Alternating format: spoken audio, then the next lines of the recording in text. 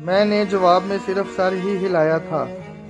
ओए बड़ी आकड़ है तेरे में। ओए लटाओ इसको जरा जमीन पर, मैं भी तो देखूं कितनी आकड़ है इस कुत्ते में। वाह भाई वाह, मैं नाम पूछ रहा हूं और ये जनाब सिर्फ सर हिला रहे हैं। वहां मौजूद तीनों अहलकारों ने मुझे पकड़कर जमीन पर उल्टा लिटा दिया था।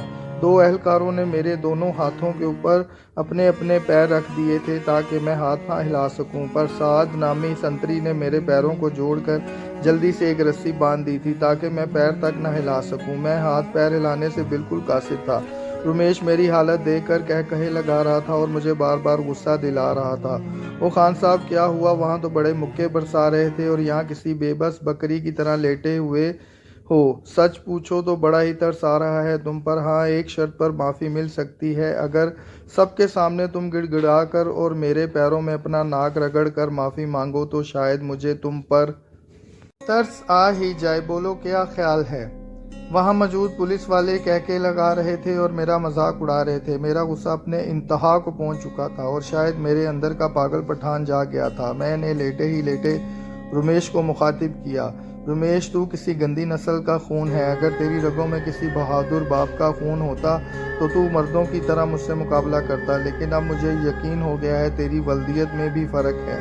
इसी सूअर की औलाद, बगैरत, हरामी साले। मेरा इतना कहना था कि कमरे में एकदम सन्नाटा छा गया। सब दम साधे खड़े मेरी जानिब यूं देख रहे थे जैसे वो यकीन करना चाहते हों कि ये सब गालियां रुमेश को मैंने ही दी हैं। उनके लिए ये सब गैर यकीनी था। रुमेश का हाल ये था कि जैसे उसे किसी ने भरे बाजार में नंगा कर दिया हो। अचानक मुझे अपनी कमर पर बेतहाशा डंडे पड़ते हुए महसूस हुए और मारने वाला थानेदार नहीं, खुद रुमेश था। वो मुझे कमर से लेकर टांगों तक पीट रहा था और साथ ही साथ हिंदी में न जाने क्या क्या गालियां बक रहा था। लेकिन मेरे लिए सबसे ज़्यादा हैरत की बात यह थी कि वो मुझे जितनी कुव्वत से डंडा मारता मुझे उतना ही आराम महसूस होता। मुझे ऐसा लग रहा था जैसे कोई मेरे जिस्म को दबा रहा है। मुझे ज़रा भी तकलीफ़ का एहसास नहीं हो रहा था, जो कि मेरे लिए बहुत हैरत अंगेज़ बात थी। वो मुतवातर मुझे गालियाँ और डंडे बरसा रहा था, लेकिन मजाल है कि मुझे किसी तकलीफ़ का एहसास हुआ हो। रुमेश हालांकि खुद भी अच्छा खासा सेहतमंद इंसान था, लेकिन वो बुरी तरह थक चुका था।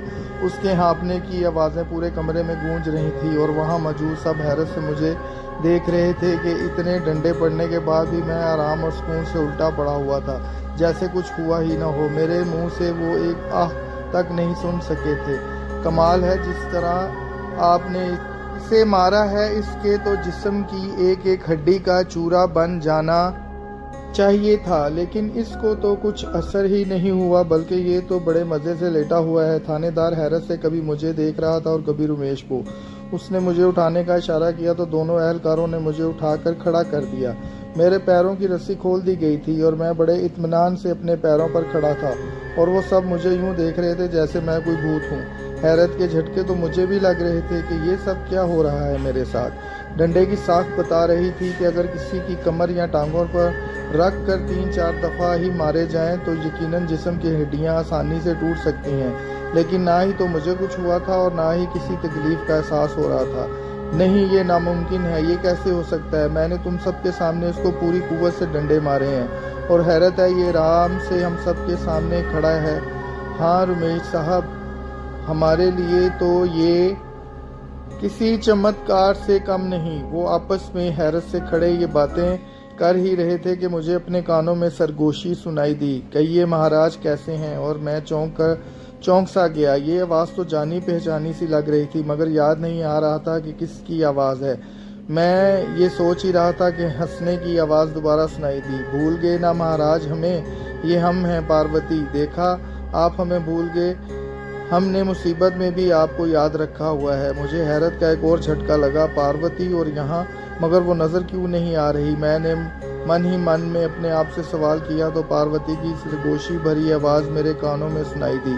चिंता ना करें महाराज, समझिए मैं आपके पास ही हूँ। बस दिखाई ना दूंगी मगर देख सब सकती हूँ। बस आप मुंह से कुछ ना बोलना। आप जो भी दिमाग में सोचोगे मैं समझ जाऊंगी, और वैसे भी मेरी आवाज़ सिर्फ आप ही सुन सकते हो और नहीं। मैं दिल ही दिल में खुश भी हो रहा था और हैरान भी कि पार्वती कितनी दूर बैठी ना सिर्फ सब कुछ देख रही है बल्कि मेरी मदद भी कर रही है।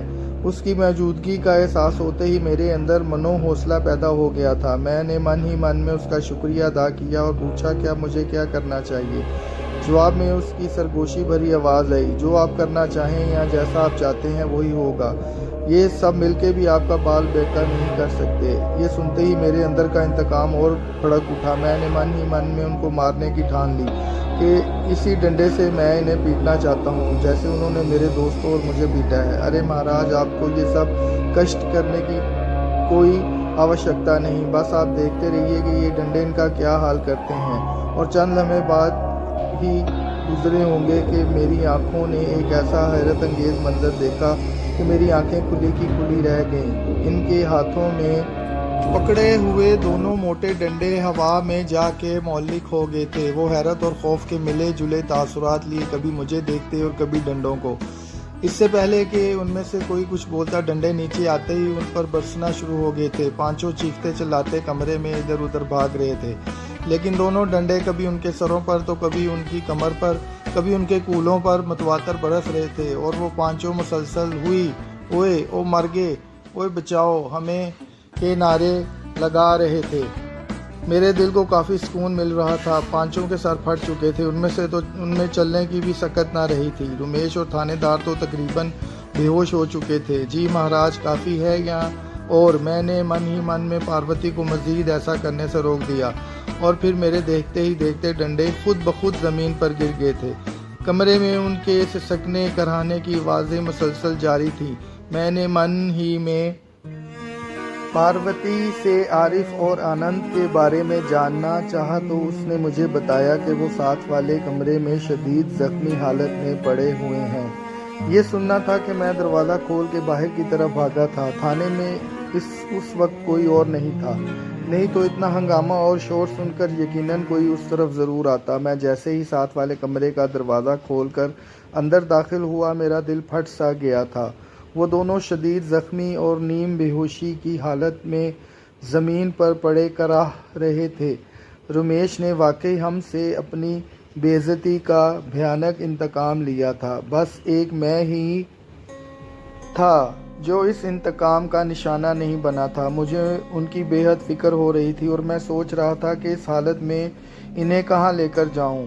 महाराज चिंता ना करें, थाने के बाहर एक घोड़ा गाड़ी खड़ी है, आप इन दोनों को जल्दी से उठाएं और उस घोड़ा गाड़ी में लिटा दें और ख़ुद भी उसमें सवार हो जाएं। वो खुद ही आपको हमारे एक मित्र के पास ले जाएगी। उसके पास हर बीमारी और हर ज़ख्म का इलाज है, बस अब देर मत करें। ये सुनते ही मैंने पहले आनंद को उठाया और थाने से बाहर निकल कर देखा तो वाकई एक घोड़ा गाड़ी जो किसी बग्घी जैसी थी, बगैर कोचवान के खड़ी थी। मैंने जल्दी से आनंद को उसमें लुटाया और फिर जल्दी से आरिफ को भी लाकर उसमें लिटा दिया था और फिर मैं खुद भी उसमें सवार हो गया था। सवार होते ही घोड़ा गाड़ी सड़क पर खुद ब खुद दौड़ना शुरू हो गई थी। रात के सन्नाटे में घोड़े की टापों की आवाज़ के अलावा कुछ सुनाई नहीं दे रहा था। मेरे मन में कई सवालात जन्म ले रहे थे कि हम पुलिस की तहवील से भाग रहे हैं और पुलिस वालों का जो हाल हुआ है वो हमें कभी नहीं छोड़ेंगी, बल्कि सुबह तक तो वो हमें ढूंढ ही लेंगे। अभी मैं ये सब बातें सोच ही रहा था कि पार्वती की हंसती हुई आवाज़ आई,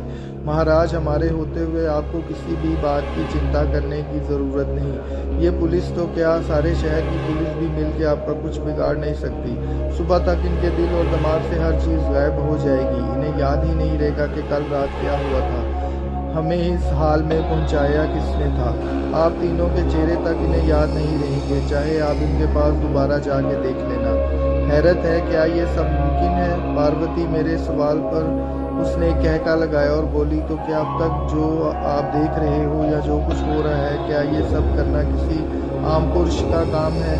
उसके इस सवाल पर मैं लाजवाब होकर रह गया था। वाकई ये सब किसी आम इंसान के बस की बात नहीं थी। यहाँ से कई मीलों दूर ना सिर्फ वो हमें देख रही थी, बल्कि उसने हमारी मदद के अलावा उन जलील पुलिस वालों से हमारा इंतकाम भी लिया था। और यही नहीं, मेरे मन में जो भी सवाल आ रहा था वो मुसलसल मुझे उसके जवाब भी दे रही थी। मैं वाकई उसकी शक्ति का कायल होता जा रहा था। वो कोई आम औरत नहीं थी, मगर पार्वती, मुझे एक सवाल का जवाब दो, तुम आरिफ और अनंत को उन जालिमों से क्यों ना बचा सकी? मेरे इस सवाल पर थोड़ी देर खामोशी ही रही, फिर उसकी आवाज़ आई, असल में बलराम जी और हम अपनी एक ख़ास तपस्या में इतने गुम थे कि हमें संसार का कोई होश ही नहीं था।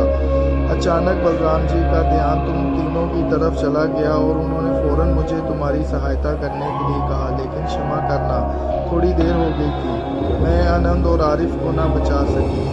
बात मेरी समझ में आ गई थी। कुछ भी था, मुझे गुरु बलराम और पार्वती का शुक्रिया अदा करना चाहिए था, जिन्होंने इतनी दूर बैठकर भी हमें न सिर्फ याद रखा हुआ था बल्कि हमारी मदद भी कर रहे थे। मैंने मन ही मन में न सिर्फ पार्वती का बल्कि बलराम जी का भी दिल खोल कर शुक्रिया अदा किया।